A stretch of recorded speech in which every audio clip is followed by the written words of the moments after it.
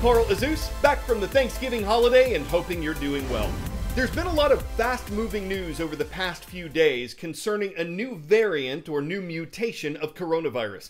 These diseases typically mutate as they circulate around the world. Is this something to worry about? The short answer is no one really knows yet. Last Friday, the World Health Organization announced it would name the new variant Omicron. Some are pronouncing that Omicron. It's another letter of the Greek alphabet, like Delta.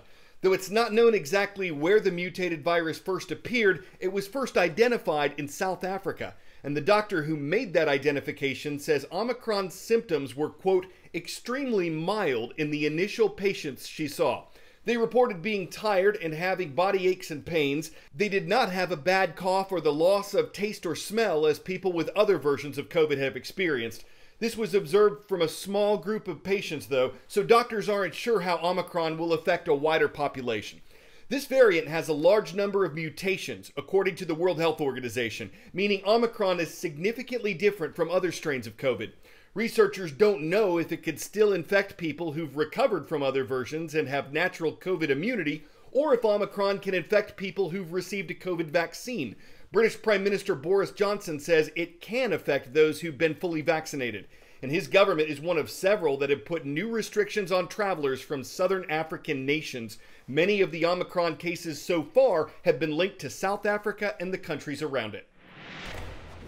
More and more countries are confirming cases of this troubling variant, particularly across Europe. Now, several of those people confirmed to have the Omicron variant have traveled from Southern Africa, where I'm sitting. Scientists here have been angry at the swift travel bans being put in from across the world, including the UK and on Monday, the US. There was a discussion between the Secretary of State of the US, Antony Blinken, and his counterpart here in South Africa. Blinken praised South African scientists, saying that their swift description and alert of this variant should be a model for the rest of the world.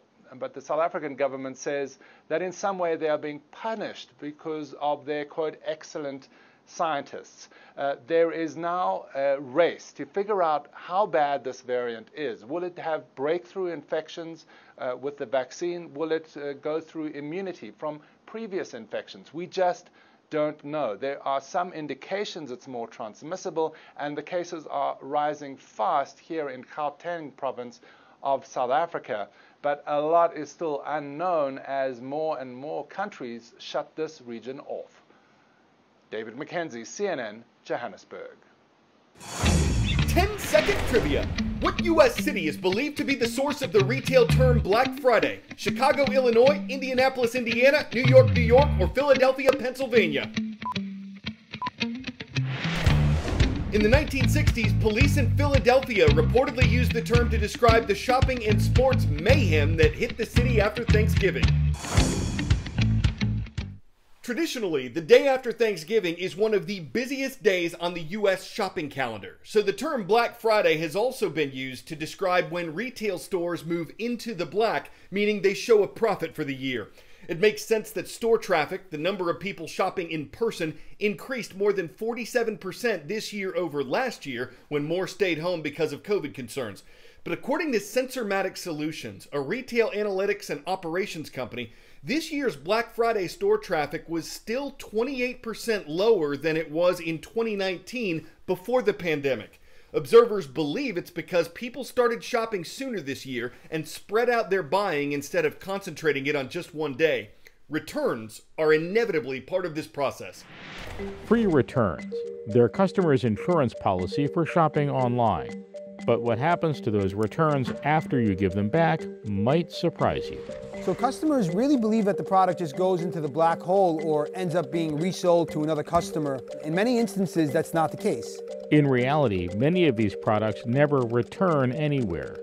Instead, they may end up here. Or even here. You know, easily 25% of all these returns get destroyed. In fact, returns have become such a headache for retailers that in some cases they're just refunding customers and letting them keep or donate the unwanted items. The cost of getting the product back from the customer is much higher than traditional logistics getting the product to the customer. Turns out, free returns are far from it. There's a very large disparity between the amount of returns that happen from consumers that buy products online versus in the store. In a brick and mortar store, we typically get somewhere between 5 and 10% returns, but online we get north of 30% returns. In 2020, the coronavirus pandemic pushed online shopping and returns to record highs. CBRE, a commercial real estate service, estimates that Americans will end up returning $70 billion worth of online purchases post-holiday season. That's a staggering 73% growth from the previous 5-year average. Here's why that's a problem. The entire returns business in and of itself is just extremely complex. Big retailers already use data to improve the shopping experience on the front end. Walmart believes data should play a bigger role in the returns process, too. We're constantly digging into the data to understand why customers are bringing stuff back. And we actually can solve a bigger portion of the end of the life cycle of the product by stopping the return from ever occurring. So if I know that I have an item that is low quality, we work with the manufacturer to fix it or we quit selling it. That's because accepting a return isn't always easy either. A warehouse optimized for fulfilling orders now has to receive a product and inspect it. Then someone needs to decide whether it can be resold or not. In the end, an online return can require up to 20% more space and labor than one made in store. Those costs are part of why Optoro, a return solution company, estimates that returning a $50 item can cost a retailer 59% of its sale price. Often, the math just doesn't add up. Look, the best return is the one that never happens. But when it does happen, it's about stopping the return or finding alternate ways where the customer brings it back to handle the item, to handle the return. And that's where liquidators come in. So this is a product that came in one of these pallets. Liquidators like this one are the middlemen between retailers and resellers. We sort, organize, process, and figure out methods to get them to the right home. And that's really what we do here. They buy returned merchandise, then sort and evaluate it before auctioning it to discount stores and authorized resellers. You'd be able to resell them at a profit because you'd be purchasing them at a real fraction of what the actual cost is. But some returns never make it to a liquidator. Products ending up in landfills, customers don't really even think of that as part of the purchase process. Every year, returns produce an estimated 5 billion pounds of waste in landfills. It's generally risky to remind consumers how potentially wasteful their consumerism is. So in general, retailers are hesitant to lean too heavily into those kind of awareness campaigns. The solution is complicated, but Walmart, for one, says online shopping could actually help reduce the number of returns made. When a customer goes online and tells me I'm returning this item for these reasons, I'm more apt to harness the information than I am if you just walk into a store and drop it off. And it's not just data. Tools like better sizing predictions for clothes and shoes can help reduce the likelihood a customer purchases the wrong size. AI chatbots can help answer customers' questions quickly and keep labor costs down for retailers. Even augmented reality is helping customers try out products before they buy.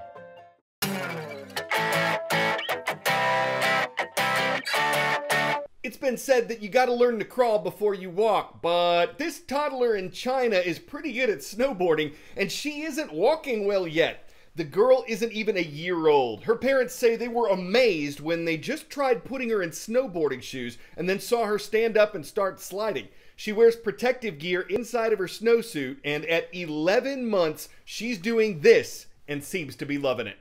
Is it insanity? It is infanity. Critics might say it is just her folks' vanity, but she's got steez. Show a little humanity. Shredding the gnar with no need for inanity. Easy to see and to be a big fan of thee. Grommet or toddler, part of the planet thee. Winter wunderkind, search the whole land of the earth. She's the youngest on its snowy canopy. Time for the shout out. We want to recognize Carthage High School today. Thanks to the students and teachers of Carthage, Texas for your request on our YouTube channel. My name is Carl Azus. Thank you so much for watching. That's it for CNN.